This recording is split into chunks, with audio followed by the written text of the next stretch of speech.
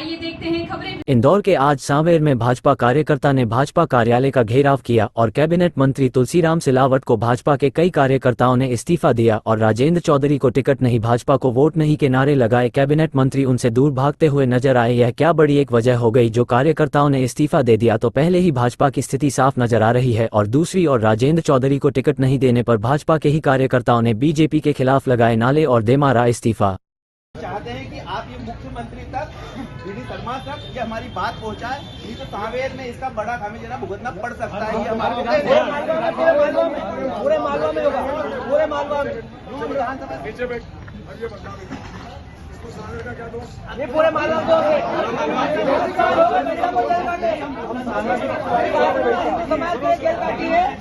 उसके बारे में सब विधायक यही बताते हैं कि हमारा क्या दोस्त है, उनका क्या दोस्त था जो हिंदू समाज के लिए।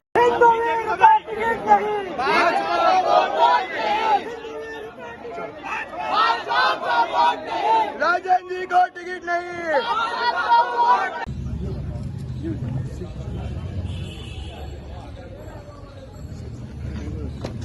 आज ये आपने जो आंदोलन किया है सांवेर में, ये आंदोलन किस विषय में था और क्यों किया गया है, इस बारे में आप क्या कहना चाहेंगे?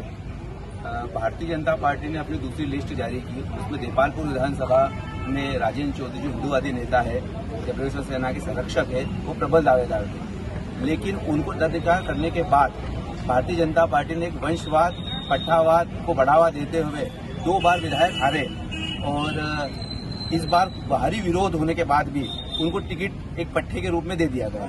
इसके मनोज पटेल को जिस प्रकार से टिकट मिला है उसका आक्रोश सांवेर में भी आज देखने को मिला, क्योंकि जबरेश्वर सेना सैनिक और हिंदूवादी नेता राजेंद्र चौधरी की बहुत तादाद में सांवेर में एक टीम है और वो निरंतर समरसता के कार्यक्रम चलाते रहते हैं। उससे बहुत सारे लोग यहाँ प्रभावित हैं। तो आज उनकी भावनाओं को भी आहत हुआ है, इसलिए सारे लोग आज इकट्ठे हुए हैं और सांवेर में विरोध किया है कि अगर राजेंद्र चौधरी को अगर वापस से टिकट नहीं दिया गया है, उनका परिवर्तन भारतीय जनता पार्टी ने नहीं किया, तो उसका विरोध यहाँ का जो एक रूप है वो बड़ा रूप सांवेर में भी देखने को मिलेगा। जैसा कि आप तख्ती लेकर आए हो, राजेंद्र जी को टिकट नहीं, भाजपा को वोट नहीं, इनका इस चीज का प्रभाव कहाँ तक देखने को मिलेगा भाजपा को? इसका मुझे लगता है कि जो पूरे विधानसभा से सांवेर के अलावा 9 संभाग की जो सीटें हैं, 9 इंदौर जिले की 9 सीटों पे भी प्रभाव पड़ेगा। उसके अलावा मालवा की, उज्जैन की जो सीटें हैं 10-12, उन पे भी फर्क पड़ेगा। इस प्रकार ये इंदौर उज्जैन संभाग को दोनों को प्रभावित करेगी। जैसे कि राजेंद्र जी चौधरी एक बहुत बड़ा हिंदुत्व का चेहरा है, तो एक हिंदुत्व और हिंदुत्व के बाद में बीजेपी का हिंदुत्ववादी चेहरे को टिकट नहीं देना, वो उस विषय पे आप क्या कहना चाहेंगे? उस हिसाब से आज जिस प्रकार से दिख रहा है कि वंशवाद को बढ़ावा दिया जा रहा है और कहीं ना कहीं जिस शख्स ने अपने 8 से 10 साल हिंदू समाज के लिए जेल में गुजारे, उनके द्वारा फैलाए गए हिंदू आतंकवाद के चलते जिसने अपने 8 साल बलि चढ़ा दिए, बीजेपी ने ऐसे क्रांतिकारी नेता को छोड़ते हुए वंशवाद का साथ देते हुए मनोज पटेल को टिकट दी गई और राजेंद्र जी चौधरी को दरकिनार कर दिया।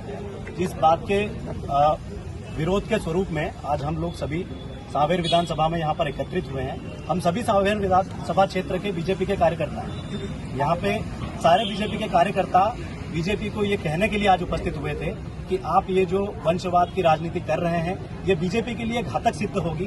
देपालपुर विधानसभा तो आपके हाथ से जाएगी ही जाएगी, उसके अलावा मालवा क्षेत्र की जो 9 विधानसभाएं हैं, ये भी उससे प्रभावित होगी।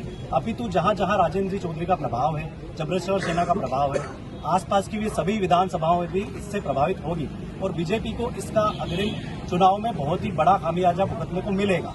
तो इसी बात के संदर्भ में हमारा बीजेपी से ये प्रार्थना है, निवेदन है कि आप अपना जो निर्णय आपने लिया गया है देपालपुर में मनोज पटेल को सीट देने का, उसको बदलें और हिंदू वीर राजेंद्र जी चौधरी को अपना उम्मीदवार बनाएं और प्रचंड बहुमत के साथ देपालपुर विधानसभा में अपनी जीत को अर्जित करें और साथ में ही जितनी भी विधानसभाएं देपालपुर विधानसभा से लगी हुई हैं, जहां पे जबरेश्वर सेना का प्रभाव है, वहां पर भी उसका अच्छा परिणाम आपको मिलेगा।